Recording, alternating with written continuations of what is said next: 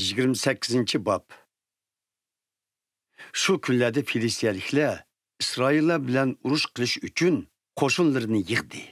Akish podsho Davudga: "Bilib eling, siz odamlaringiz bilan men tarafda turib jang qilasiz", dedi.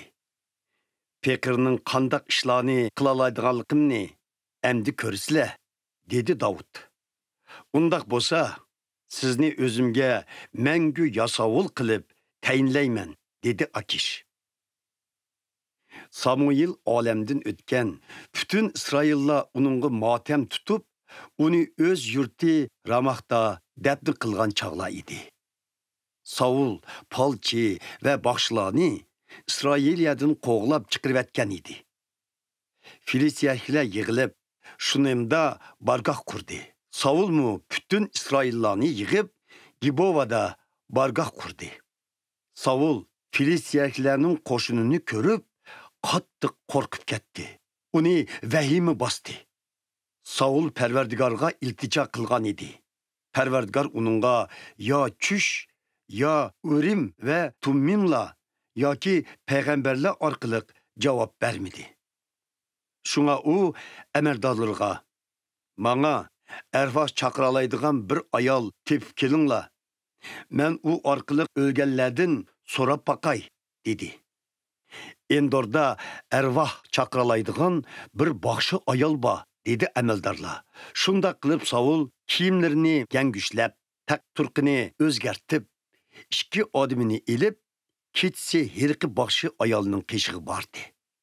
Saul uningga: "İltimos qilay, men uchun arvohlardan maslahat so'rasangiz, men ismini aytmoqchi bo'lgan kishining ruhini chaqirib bersangiz", dedi. O'zingiz Saul podshohning palchi va boshlarni zaminimizdan yo'qotib, qo'g'lab chiqarib atganligini bilib turib, nima uchun jinimni qasdlab, meni o'limga tutib bermoqchi bo'lasiz, dedi boshqa ayol. Men mangu hayot Parvardigor oldida qasam qilamanki, siz bu ish tufayli jazoga tortilmaysiz, dedi Saul boshqa ayolga. Men o'zingizga kimni chaqirib beray, dedi boshqa ayol.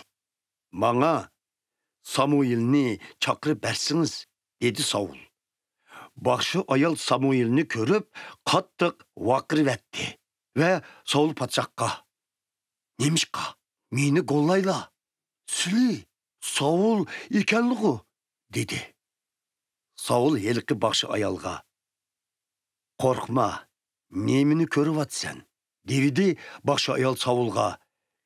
"Men bir arvohning o'liklar makondan chiqib kelayotganligini ko'ryapman", dedi. Uning taq turqi qandoq ekan deb so'rdi Saul. "Bir mo'ysipit odam chiqib kelyapti. Uchisiga to'n kiyyapti", dedi boshqa ayol. Saul buning Samuel ekanligini bilib yetdi-da, yerga bosh qo'yib ta'zim qildi.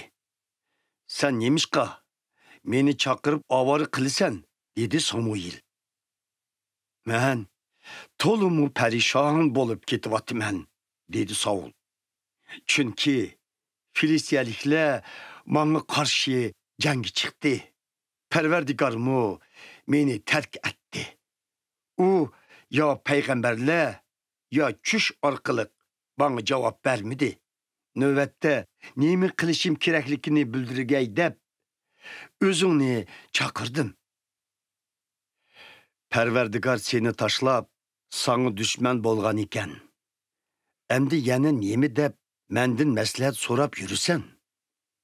Parvardigor men orqali aytganini qildi. Podshohlikni qo'lingdan tortib olib Davudga berdi.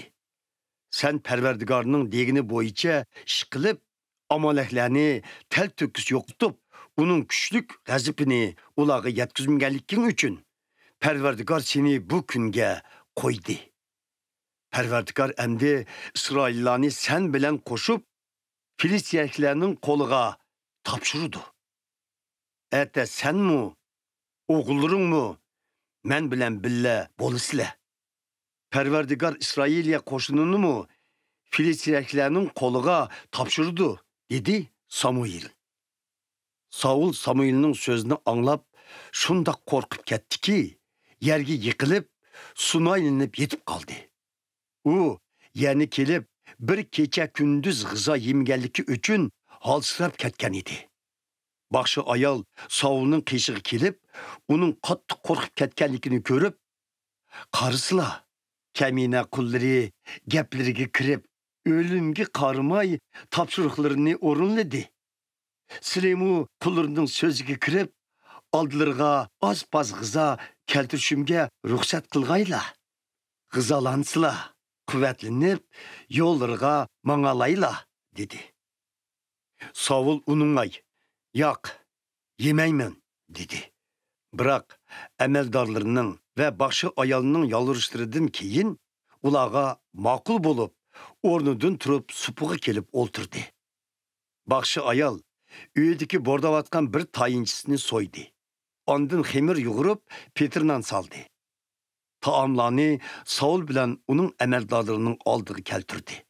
Ular g'izalanib, shu kechsila yo'lga chiqib ketdi.